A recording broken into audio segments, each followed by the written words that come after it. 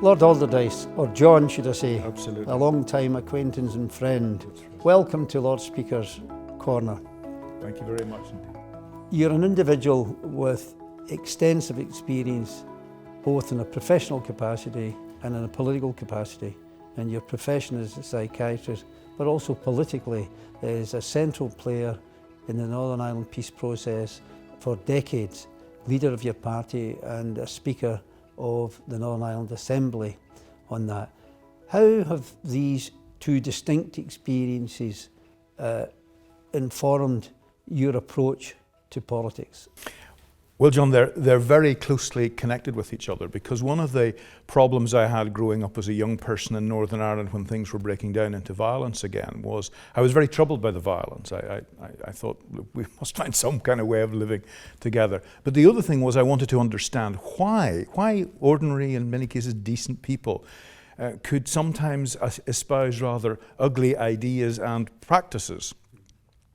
And the explanations of political science at that time, that people were rational actors operating in their best social, economic and power interests, really didn't make much sense to me, because I thought these people were behaving in ways that were harmful to themselves and the whole community. So that's actually one of the reasons that I went into psychiatry and psychoanalysis, was to try to understand why people did non-rational and often damaging things as individuals, and then I took that into politics to understand why we did that as whole communities of people. And I discovered, as we all do, that if you start getting into politics, there are opportunities. It's challenging. But I wrote actually at that early stage to the various political parties, not to Sinn Féin, which was still very much committed to the IRA campaign, but also unions, Democratic Unions, SDLP, Alliance. And Alliance appealed to me for two reasons. First of all, I believed in its principles, bringing people together. And secondly, because it was a kind of therapeutic context. I could be there and ultimately be there as the leader of the party, but still have non-confrontational, constructive relationships with the other parties and party leaders, and indeed with the British and Irish Prime Ministers. So the two things actually were very much working together for me. And that's continued to be the case as I try to understand conflict in other places as well. Yeah. In my years of experience in politics, now 35, I think I've learned a few things. First of all, that politics and achieving change is hugely difficult. But secondly, if you're going to change and produce policies which the majority of people subscribe to, then you've got to have collaboration and consensus. Has that been mirrored in your experience? Absolutely. I think it's a central theme actually, John, because coming from a sort of liberal background, as you will know, liberals get very excited about constitutions and institutions and regulations and all of these kinds of things, which are all very important. But what became clear to me, and indeed to others working in the peace process, was that it was all about disturbed historic relationships between communities. And if you're going to resolve the problems, you've got to address those disturbed relationships at the individual level, of course, but also at the level of the community.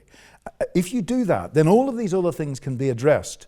But if you don't address that, no matter what else you do, it goes to pieces. And I think perhaps one of the contributions that the House of Lords makes is that it is much more focused on this question of how people engage with the relationships with each other and with people from outside Parliament and indeed with people in other countries as well, because when you go to other countries, people are fascinated by the House of Lords actually, and they want to sit down and talk to you and explore it. And I think we can do that in a way that doesn't threaten anybody. Everybody knows that there are limits on what we can do, but actually that exploration and engagement with people, much more than rules and votes and regulations, is the way you actually make change that works in the long run. Absolutely. We'll go on to other countries later, but I want to explore your involvement in the Northern Ireland peace process, because when I went to Northern Ireland, it was still the case that Sinn Féin weren't allowed to be interviewed. There was a voiceover when the principals were there, that they didn't engage in any discussions or be in any room with unionists as a result.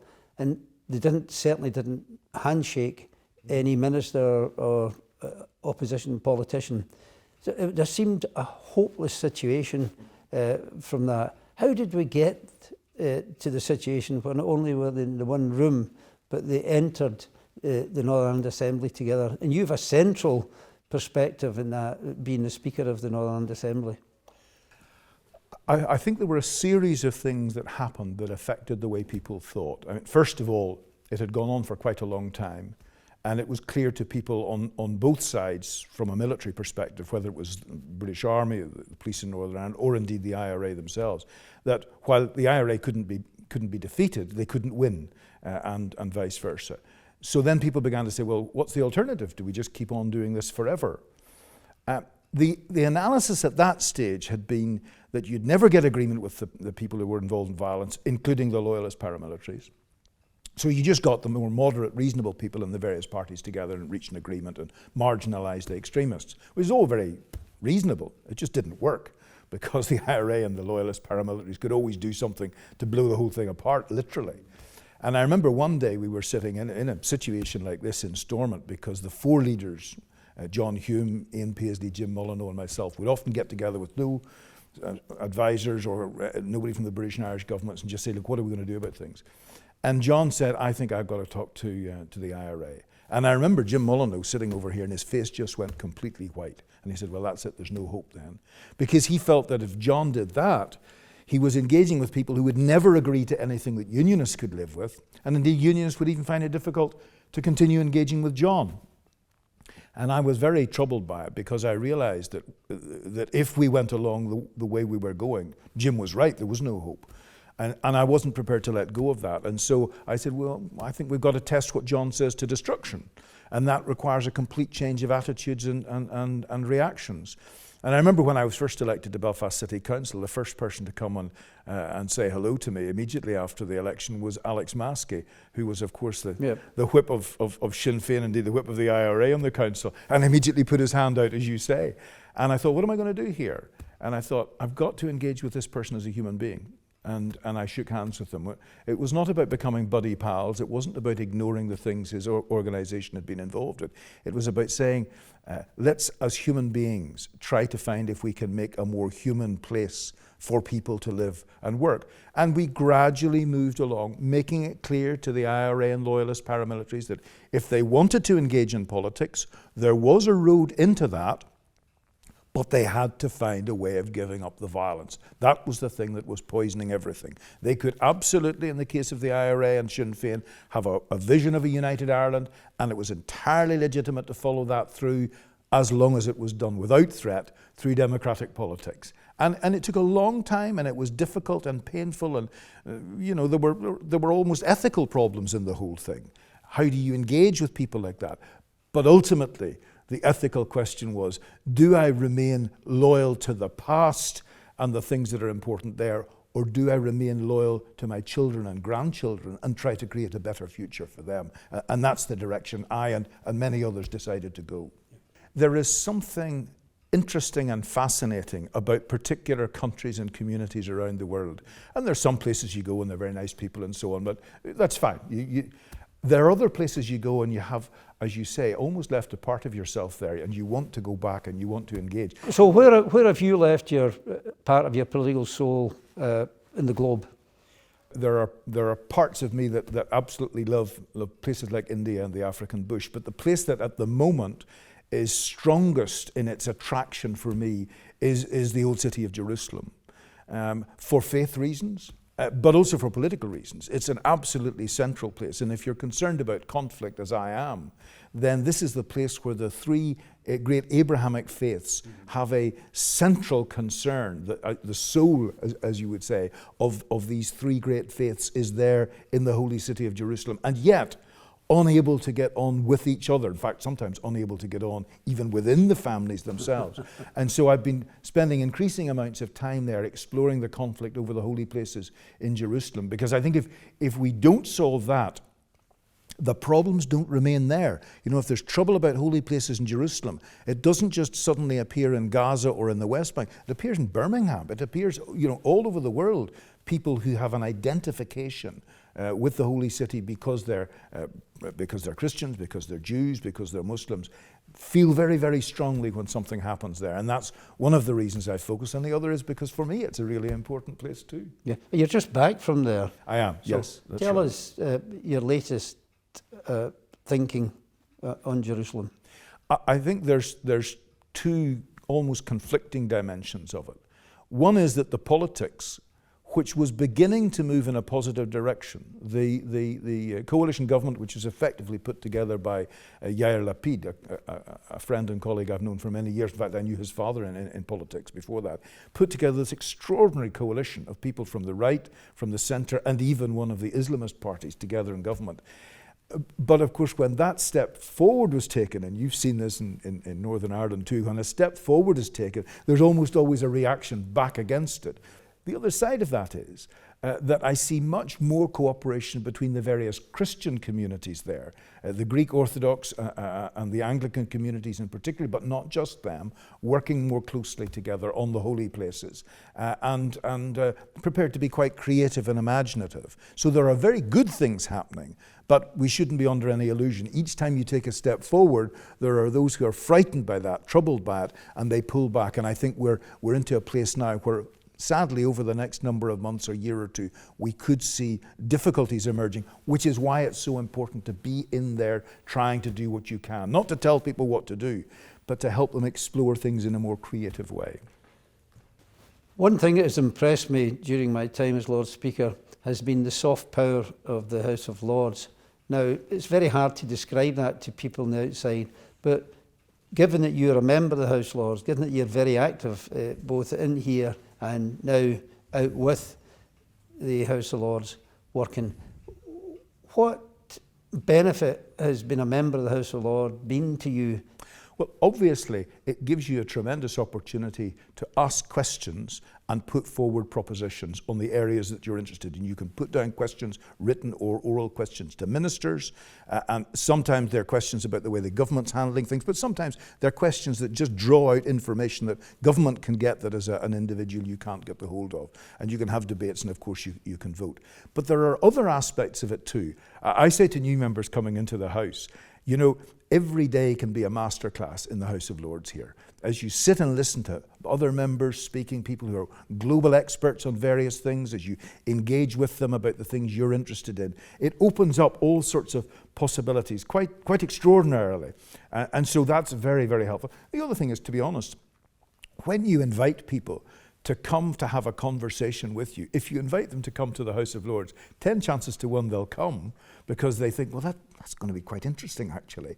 And it gives you the opportunity of engaging with people from the UK, but from right across the world, to follow up the issues that you're concerned about, issues of conflict. And when I go to other places and I'm introduced as a member of the House of Lords, there's immediately a curiosity and an openness to hear, well, what does this person have to say? What ideas do they have? They will know a bit about what's going on.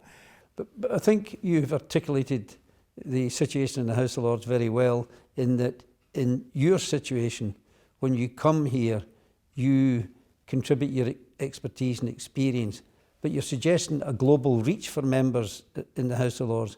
And you also mentioned the University of Oxford. So you could tell us about that and how that informs your work in the House of Lords. You're not here all the time. You've got an expert task out with the Lords, but you come accompanied by that experience. One of the problems about conflict is it affects people so powerfully emotionally that it's quite difficult to reflect and think about it. When you get into a fight, it's very difficult to think in a rational sort of way. And I've always believed that it's really important for us to think about these things and try to understand them. You know, as a doctor, however much you felt upset about the fact that your patient was unwell and that they were suffering, you needed to bring your thinking parts to bear so that you could make the diagnosis and you could do what was necessary. So when I was working on issues of conflict, I decided to work from a university perspective, and I did that in various ways. And later on I thought, I think we have learnt a few things, and I'd like to transmit those to the next generation. I'd like to deepen our understanding through research. And so I went to Oxford University and set up a small centre there dealing with intractable, violent political conflict. Since then, I've expanded that to work with another centre called the Changing Character of War Centre at Pembroke College, because we've a changing character of war and a changing character of peace building. The world is changing, and if we're going to be effective, we need to understand that change, and we need to change the way that we work if we're going to get a good outcome. So that's what I spend a lot of my time doing now, and then bringing that into the work of the Lord. A number of commentators have mentioned that we live in a world now of polycrisis, where previously we could have intellectual silos for different subjects looking at, but now it's much more complex and difficult to understand and fragile as a result of that. Would you say your membership of the House of Lords helps you in that think tank process? Enormously so, and not least because it gives you historical perspective. You're quite right about the polycrisis that we're experiencing now. But this House has survived through many crises. And when we think about things here, you very often have people in the House who, from their own long experience or their academic and historical understanding, are able to say, well, now, if you're going to understand this now, you need to understand things from before. I remember having a conversation I used to meet quite often with Prime Minister Blair to talk about situations of conflict in various places. And we were talking about the Balkans one evening.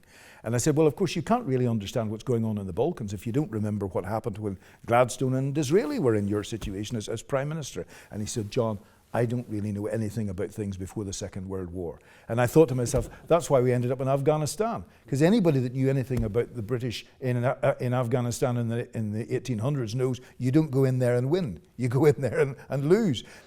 You mentioned Africa. In the population of Africa within a generation doubling, is it to about 2.5 billion? That's right. Now, give us an appreciation of the contemporary situation in Africa and maybe the implications for the future. You're quite right. I'm just back from a couple of days in Marrakesh in Morocco with colleagues from the European Union, members of the European Parliament, and political leaders from right across Africa, not just North Africa, but the southern part of Africa as well. And it's extraordinary the difficulties and dangers that there are there. We don't hear so much about it. We're obviously focused very much on Russia, Ukraine, on the situation with China and various other places. And of course, because of our population here, India and Pakistan also takes up quite an area of interest. But as you say, the population of Africa is growing enormously quickly, which means there are a lot of young people with their own wishes and ambitions. And the more they are able to be helped with education, and education is developing a lot in Africa, but that also increases their expectations of life and of what's possible for them. At the same time, climate change is having a huge impact on Africa. It's making it very problematic. And in addition, the continent is flooded with weapons. There are all sorts of militias with their own agendas. Some of them are just kind of tribal chieftains, really. Others have very robust views, religious and otherwise. And there are dangerous conflicts there. And people not respecting the borders, because the borders probably were a bit artificial when they were created in the post-imperial times. So it's a place with huge potential and an increasing population, but with a whole raft of problems of disease, of starvation developing in various areas, of political difficulties, of young people with expectations. And of course, one of the reasons, quite frankly, that I think a lot of my European colleagues were interested in having this meeting is that they know very well that if things do not go well in Africa, those young people will arrive on our shores. And if that happens, we have to be ready for it. We have to be able to engage with them. In truth, we need many of those bright young people to do things for us as our population gets older and theirs is younger. But how are we going to manage with that? That's not going to be easy. And so I was glad to participate. I was particularly participating on the security challenges. But there were also all sorts of other things that people were talking about and exploring. And it's important we do that with Africa. And how do you answer the point that we have enough problems of our own, we've got to pull up the drawbridge? It's absolutely true that we have problems. But you know, when you have difficulties, very often it's helpful to turn to friends and talk to them about the difficulties. And you can sometimes find a way through the difficulties that helps you and helps them. One of the problems we have in this country is an increasingly aging population. You know, the two of us will want to make sure that there's enough young people coming through to pay for pensions, to look after us in terms of health care, to make sure the economy grows and thrives. And that's not going to work if we have an older and older population and not enough young people coming through. As I've been saying, in Africa, it's the opposite way around. They don't know what to do with the young population. And we can collaborate on these things. The reason that we in this country were able to quickly develop a vaccine to deal with COVID that helped our people and the world was because colleagues in Oxford have been dealing with the problems of epidemics and infectious diseases in Africa. Because we went out to work with people in Africa, we developed the techniques to produce vaccines much more quickly, and we all benefited from that, as well as people across the world. Collaboration and cooperation is to the benefit of all of us. Getting into our silos and pulling up the drawbridge is ultimately not in our best interests, nor theirs. The opportunity to engage with people who have a different background, different political perspective, different faith background in some cases, that's a tremendous opportunity. And there's an atmosphere, there's a culture in the House of Lords that helps to benefit that. You know, when I became Speaker in Northern Ireland, one of the questions for me was, how am I going to help this bunch of politicians from Northern Ireland, many of whom who have not been legislators in the past at all, they have no experience of a parliament. How am I going to help them? And I decided to come not to the House of Commons, but to the House of Lords, to get clerks from the House of Lords, to get Hansard people, to get, even when it came to security and the training of the doorkeepers, I got the principal doorkeeper from the House of Lords to come over to Belfast and to train people. Why? I didn't want any kind of increase in confrontation within the Northern Ireland Assembly. I wanted a different kind of culture. You know, the funny thing I discovered was this. When I looked at the dispatch boxes in the Northern Ireland Assembly, they were the dispatch boxes exactly the same design as in the House of Lords, different from the dispatch boxes in the House of Commons. Why? Because actually when the Northern Ireland Parliament was being set up in the 1920s, it was clerks from the House of Lords that they brought over. They recognised in the 1920s what I recognised almost 100 years later, that the culture of the Lords promotes cooperation in a way that is not the case at the other end of the building, for very good reasons. It's not a criticism of the Commons, but we do things in a different way and we make a different kind of contribution. Maybe a last message from you in terms of community, that's really important. You know, in what way is the House of Lords connected with the community? In what way are we part of the community? Sometimes the criticism is that we're aloof, that we're not involved. I think one of the things that many of the NGOs and community organisations around the country have come to appreciate is that there's often a great deal more openness for them in engaging with the House of Lords, not least because we can sometimes make more changes that are not based on party political affiliation. We also come from many other parts of the community. And there's an openness for people to come here, physically to come here, thankfully after COVID, to the House of Lords and meet with colleagues in all party groups and to engage with members of the House of Lords. I think there is a greater realisation of that openness, and I hope very much that we're able to continue to increase that, not just different groups in society, but the different parts of our United Kingdom, all able to be welcomed here and to work with us in the House of Lords. Well, John, that was a fascinating discussion, absolutely, and I'm really grateful for that. Thank you very Thanks much very indeed, much, John. John. You're Thank very you. welcome. Thank you.